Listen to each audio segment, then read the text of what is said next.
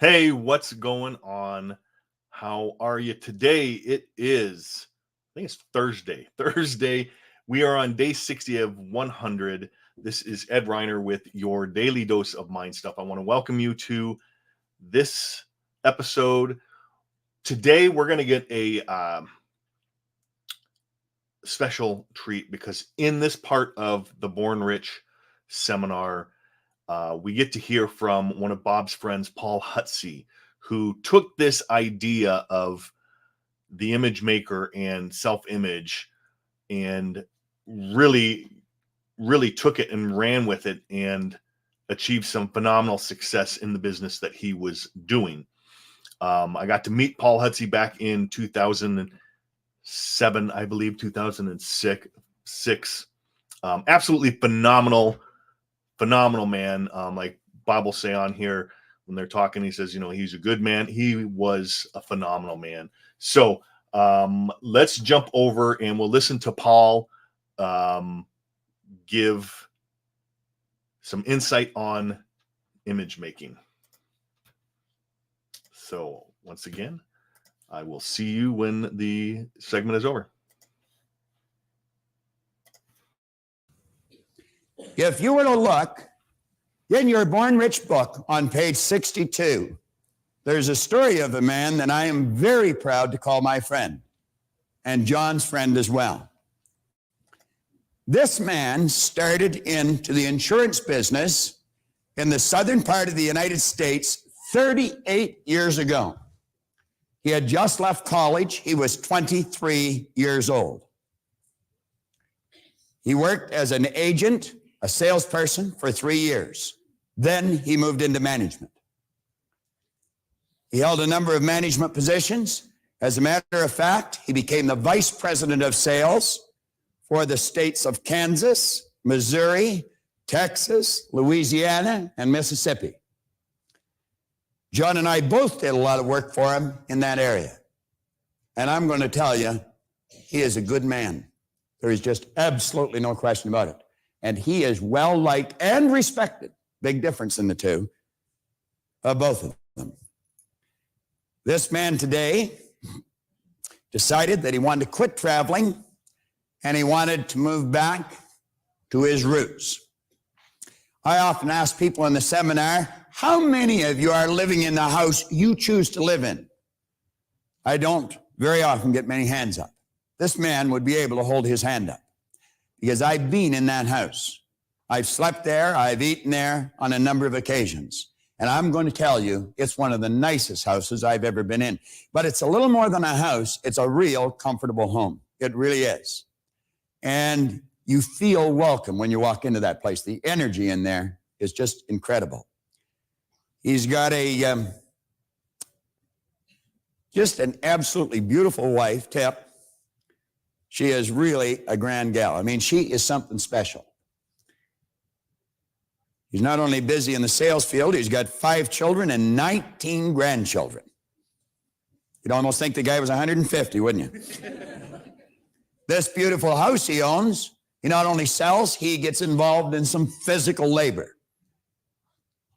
It's way back in off the road. And I'm going to tell you, it's beautiful, absolutely beautiful. It's got its own little lake. He decided to brick the driveway, and he was going to put them all in himself. Now, not being too fond of manual labor, I took a look at what he was starting, and I thought, the poor guy's got to need a psychiatrist. I asked him this morning or last night, how many bricks did you lay there? And he said, 55,000. Give you an idea how long the driveway is. It's all his property. He wasn't bricking somebody else's driveway. Some of you will really appreciate the significance of this, and some of you may not. This man lives in a town of 17,000 people, where the average income is below the national poverty level. In spite of that, he has the largest agency in the Prudential Insurance Company of America. He has 60 agents and 8 managers. Now, this is absolutely phenomenal. He operates one of the largest, he operates the largest agency, and certainly one of the most successful. He's a man that really believes in what he does. Now, a lot of people do. I've met his children. And Janie, his daughter, is the mother of 3 beautiful little kids. She works in the same company Paul works in. She's an agent too. And Joe, his son-in-law, he's an agent in the same company that Paul's in. I like it when I see a person bringing their own family into the same business they're in. It speaks well of what they think of their business. I think of all the things I could say about this man. He's a man of integrity, and you are more than fortunate in meeting him. Believe me, you really are. He's a very special friend of mine and John's, and I phoned him just a little over a week ago, and I said, you know, I've got an idea that it would really add something to this program, because there will be millions of people watching this all over the world. Within a couple of months, this particular seminar that you're sitting in will be on the market in New Zealand, Australia, in England, and in every city in North America. I wanted those people to know this man. But even more than that, I wanted them to hear from the person themselves how a man took the idea on this page and like that, put it to work, and the difference it made in his life. And I'm going to tell you something. You could not consider him a loser when he got this idea by any stretch of the imagination. He's a very special guy. I want you to stand up and really give this man a warm welcome. It's Paul Hutsey from Pittsburgh, Kansas.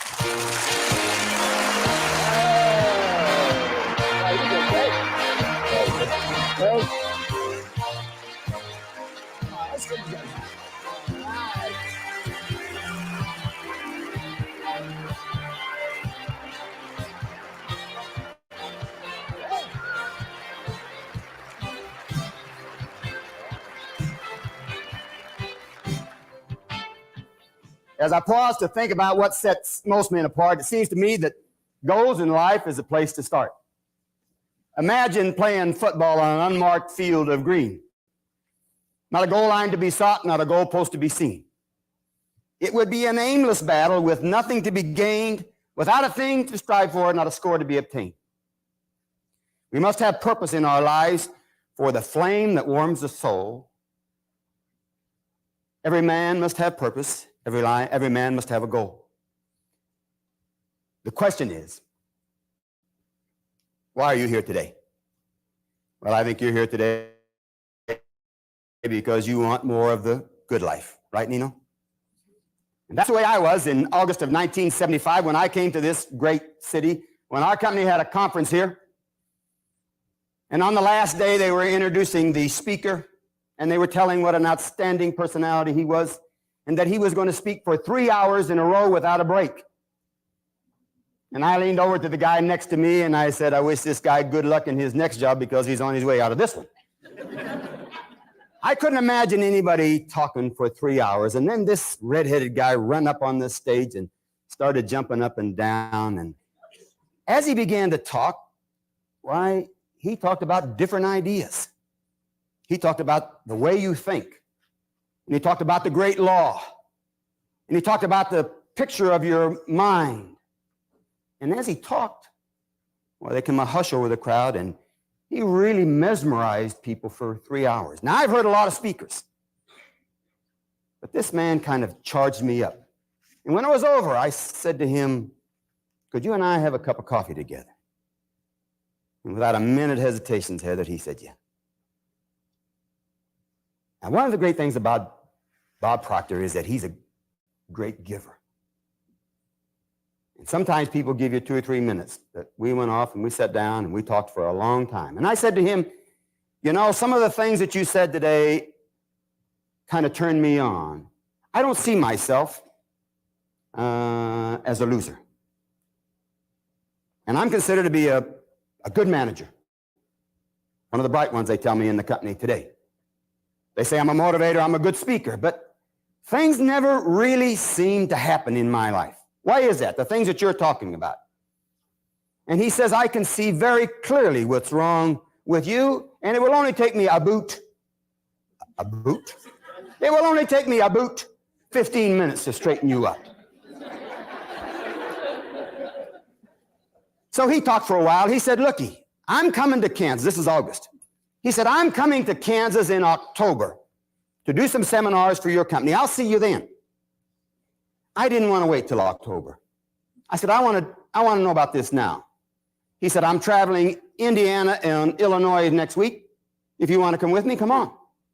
So for a whole week, I traveled with him.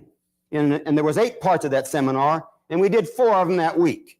And then at night when everybody else went to home, well, he did the other 4 with me. Now, let me tell you a little bit about how those ideas impacted my life and the lives of people around me and that I've been able to impact. Because I began to see possibilities. I began to see doors instead of walls. That was October when he came to Kansas. My agency at that time was about 180 in a company, and in 2 months we went to 72. And then later that year, I was transferred to another district. That district had not won a citation in the company for 8 years, one of Prudential's highest awards. When I got there, we were 163. The first year, using these ideas we're talking about right now, we finished 11 in the company out of 500. And then 9, and then 4. And then 80 and 81, we were the #1 agency in the company in first-year commissions, and that's the name of the game. Everybody understands that. First-year commissions is the name of the game. And we did that in a town of 17,000 people, as he said. But I've come to understand that it's not where you are that counts, but who you are, Tammy. Now, what's the difference? What was the difference between the Paul Hutsey then and the Paul Hutsey later? Well, I've come to understand this, that there's very little difference in most people. But that little bit of difference is the way you think. And that makes a big difference. You know, William James, a great philosopher, one time said that the greatest discovery of our century is that you can change your life by changing the way you think. So from a practical point of view, from somebody that's on the street like I am, let me tell you about how these ideas that Bob talks about might impact your life and the things that they might do for you. I do some public speaking, do some seminars for companies. I've developed some of my own ideas, laws that I call on, that I share with other people. And let me share some of those with you. First of all, let me talk to you about the law of repetition. And I'm going to go through this real quickly. But I think it's the number of times that you try something that's really going to make the big difference in your life. You see, the reason why you need to read your books and your tapes very often is because of repetition, spaced repetition. It is the number of times. That's why the video that we're doing right now is so important for you to have. Just think about having Bob Proctor in your house every day. I promise you that if you would take 15 minutes a day and listen to one part of this tape, you will be an expert on that part. But what happens while you're doing this is that you develop a habit. And that's what happens when you develop ideas along that. You develop a habit that you couldn't break that habit if you wanted to.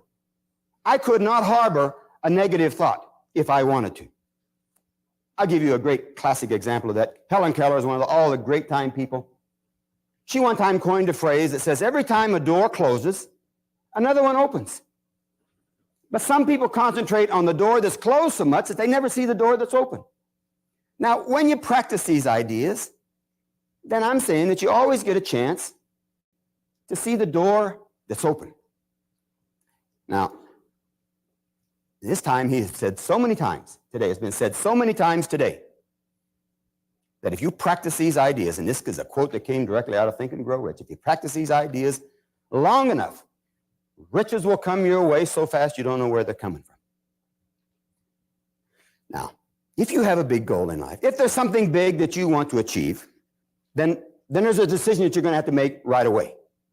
What are you willing to give or give up to have what you want?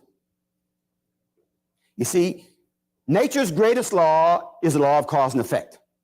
Emerson calls this the law of laws. The great law that says you can't take more out of life than what you put into it. No way that can happen.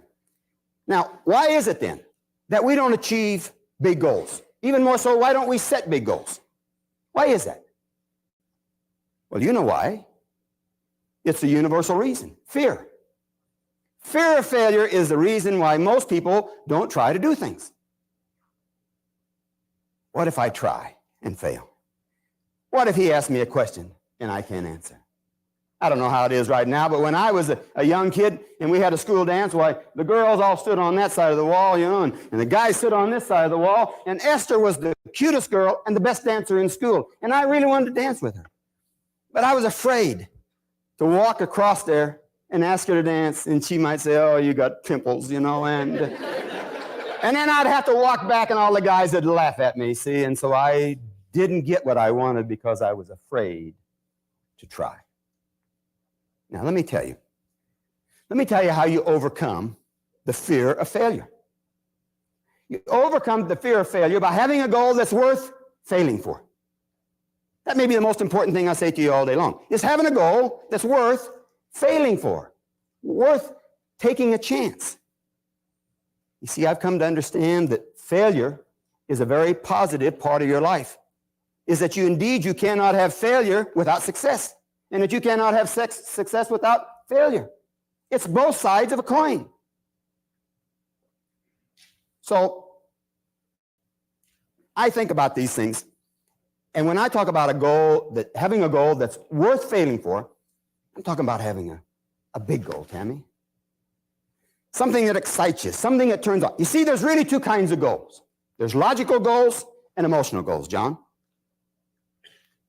Logical goals are reasonable. You do those for intelligent reasons. I tell salesmen who have logical goals, you're going to raise skinny kids. Confucius say, man shoot at nothing, sure to hit it. What I'm saying to you in your life, your goals have to be emotional. They have to be something that makes you feel great when you achieve them. See, there's intangible goals and tangible ones. The tangible one is the car, the house, the boat. But you don't want the car or the house or the money. What you want is the way it makes you feel. And that's a great understanding. That's why you have to have the emotional goals, because of the way it makes you feel. Now, when you have a big goal in your life, an intangible goal, emotional goal, then you are going to have conflict. You are going to have adversity. You are going to have circumstances. This may be the most important thing I will say to you today, is that there'll never be a circumstance on the outside of you that will ever help you or hurt you. It's what's on the inside that counts.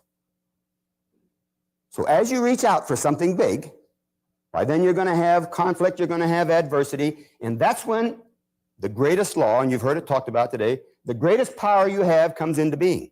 That's the power to choose. That is your greatest power. I talk about that so much that I think that pretty much the sum of your life right now is the sum of the choices that you've made. And that if you want something better out of life, it may be just as simple as changing some of the choices. But let me tell you, when you want a bigger bite out of life, then you're going to have adversity. And I'm saying it's not adversity, but the way you act to adversity. Personal example. Bob talked about the house. I've always had a dream when I was a little kid. I always wanted a house that set on 10 acres just outside of town. Set up on a hill with a lot of trees, a red barn on it, and a couple of lakes, and a winding driveway. I always had that idea. And when I came back from the home office back to Pittsburgh, I said, this is the time to start doing what you wanted to do. And so I started looking for 10 acres just outside of town. And guess what? There wasn't any 10 acres outside of town. Everybody else wanted 10 acres outside of town. And if I wanted 10 acres, I had to go about 10 miles outside of town. But that's not what I wanted. I wanted 10 acres outside of town. And because I couldn't find 10 acres just outside of town, guess what I did? I started looking for 10 acres inside town. And guess what? I found 2. I found 2 lots, 10 acres inside town. I found them because that's what I was looking for. So if you go down to 510 South Georgia right now, well, you'll kind of drive into the trees, and then when you get there, well, it just pops up at you. It's an 800-foot driveway that snakes down through there, and the red barn is there, and the 2 lakes are there. There's trees all over the place. You see, those things were there all the time. Those 10 acres, I live closer to City Hall than 2/3 of the people in Pittsburgh, Kansas. And guess how much I had to pay for that? A lot of money, right? I had to pay very little because the guy didn't think it was worth anything, because he didn't have the vision that I had of that. My point is that you pretty much get what you're looking for. Now let me give you a side story that goes with that really ties into this whole seminar and the things that we're talking about right now. More of the good life.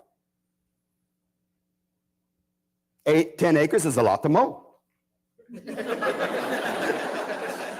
10 acres is a lot to mow. So I'm cutting my grass, and there's some people that their acreage bumps up right next to ours, and they had a horse.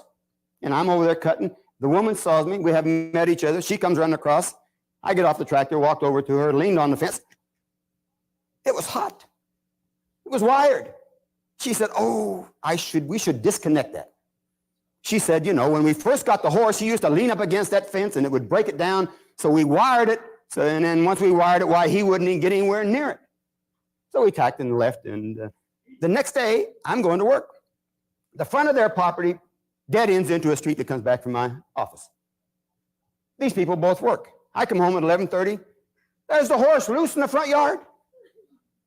I thought the horse was loose, but they had taken a single strand of baling wire, tacked it onto the house, over to this tree, over to that tree, back to this house right there. And inside was the horse.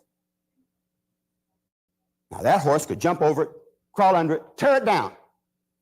But he stays there all the time. How come? Because he thinks that wire is hot. He is fenced in, right? My question, how many of us are fenced in? How many of us are a slave to the past? How many of us are not doing things that we really would like to do because of the past? You see, I think choosing is important, and I'll tell you, I think a very important statement is that getting in life is not difficult, but deciding what you want. Getting what you want in life ain't tough, but deciding what you want, choosing what you want is tough. Let me talk to you about just a simple idea that I think involves with, and now we get around to the point that you want to talk about here. Self. You need to be an expert as a self-starter. Self-motivated. Self-control. But most important, self-esteem. Self-image. You know, Bob's always talking about this. But the result I was getting over here was the same as the picture I had in here. And when I changed the picture in here, the result over here changed. And the same thing can happen to you. Anybody in this room. Let me tell you why. Because God only made one just like you. He made you in his own image and likeness. He made you just like him, and part of him's in part of you, and that means you're a winner. You're one of God's ideas. Isn't that great to know that? That you're one of God's ideas. Bob used to tell a story when he first came to Pittsburgh. Now, I don't know whether he even remembers this, but he talks about a great sculptor who hauled out a piece of granite, and he began chipping away. And every day a little guy come to see him work. And after several weeks, while he was finished, and the great sculptor stood back to take a look at what he had done. And he said and it was a body of a great, beautiful Greek god. And he said to the little guy, he said, well, what do you think about that?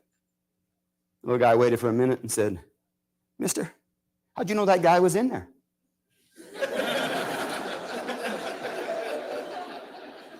Well, I'm saying that guy was in there all the time. You're a Mona Lisa. What makes the Mona Lisa so valuable? What's rare? Just one of a kind. And you're just one of a kind. But it's how you see you that makes a difference. How does the quote go? The me I see is the me I'll be. In Robert Schuller's latest book, Failure is Never Fatal, Success is Never Final, he tells a story about a small kid playing baseball by himself in the backyard. And he say, I'm the world's greatest baseball player. He throw that ball up and swing at it, missed it. I'm the world's greatest baseball player, threw it up again, missed it. I'm the world's greatest baseball player, threw it up, missed it, strike three. He said, wow, what a pitcher I am.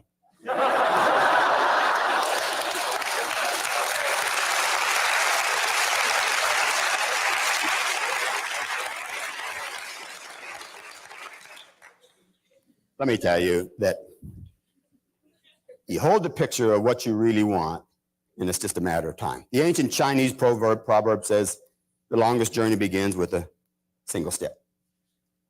I say that beginning is half done, and that you need to start right now. And one of the reasons why I like Bob Proctor and his ideas is I think that he's a great giver. And this is just a side dimension from what we're talking about, but sometimes people ask me, why I wear that number 2 pin. And I got the number 2 pin from Bob Proctor a long time ago because he cares about people. I wear the number 2 pin to always constantly remind me to always put the other guy first. You always put the other guy first, and he'll always put you first. And the great guy one time said that the first shall come last, and the last shall come first. And I'm convinced that the ideas that Bob has got is great, but he practices his idea. He cares. He doesn't do this because of money. He does this because of feeling. And his feeling is that if you get a picture of what you really want, then it's just a matter of time until you have it. So let me wrap this up, Bob, and just with a quote that came right out of the book that he's talking about right now of James Allen. And this is what the whole seminar is about right now, where it says, the vision that you glorify in your mind, the ideal that you enthrone in your heart, this you will build by your life, and this you will become. It's really been nice to come and be with you in Toronto again. It's my personal pleasure. Bob, and thanks for having me, friend.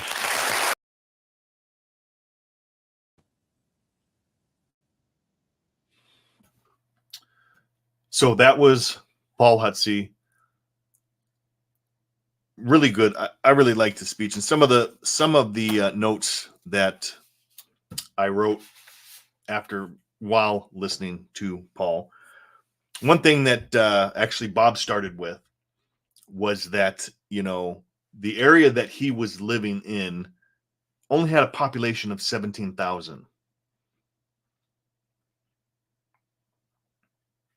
But he had the largest agency in North America for the Prudential insurance.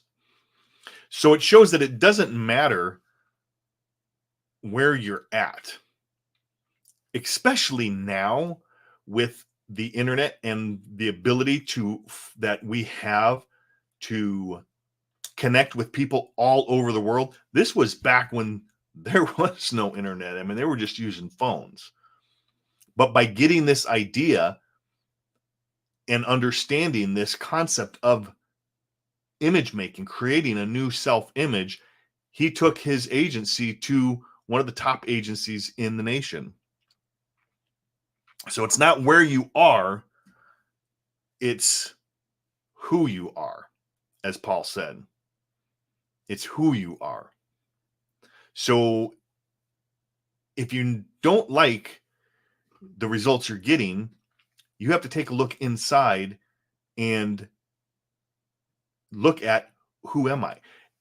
This goes back again to the 2 things for success. The questions we have to ask: where am I? Where am I going? Where am I? Being who am I? And then having a goal to go after. And as Paul said, you have to have, there's the 2 goals, the intangible and the tangible. Most people go after the tangible goals, the cars, the boats, the houses, the money, all of that stuff. But that's not what we want. We want to go after the intangible goals, because it's not that we don't necessarily want those things. We want the way that those things make us feel, how we're going to feel when we have those things. That's the key. As Neville Goddard said, feeling is the secret. That's the secret. If we can tap into the feeling, when we get onto that vibration, things just start to flow. He said there that there's very little difference in people. The main difference, the primary difference in you, I, everyone else is the way we think. And some people just don't think at all. I mean, as Earl Nightingale said, if most people were to say what they were thinking, they'd be speechless. See, most people aren't thinking. So if you just start to think, you're already ahead of probably 90% of the population. And it was interesting because I was listening to DP, who's the head of sales at Proctor Gallagher, the vice president. But he said something exactly what Paul said. Paul said to overcome. Oh, well, this was afterwards. He said, you want to make a decision. He says, you want to make a decision. Make a decision of what are you willing to give or give up to achieve your goal. Make a decision, you're going to go after it, and then you have to ask yourself, what am I willing to give up, or what am I willing to give? So what am I willing to sacrifice? Am I willing to do the work? What am I willing to give or give up to reach the goal? And the quote that DP made, he said that you have to be willing to give up everything unnecessary to achieve what is necessary.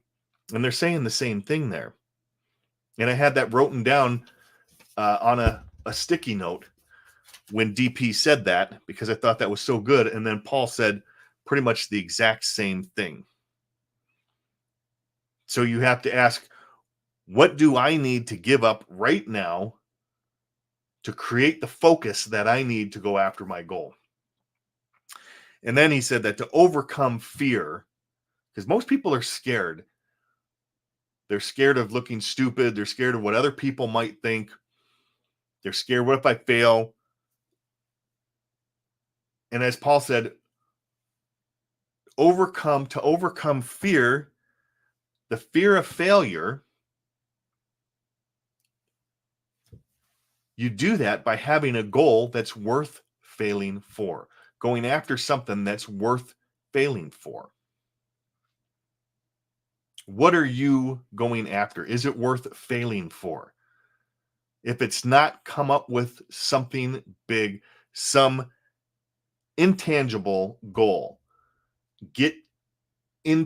Tap into the feeling that goal is going to give you.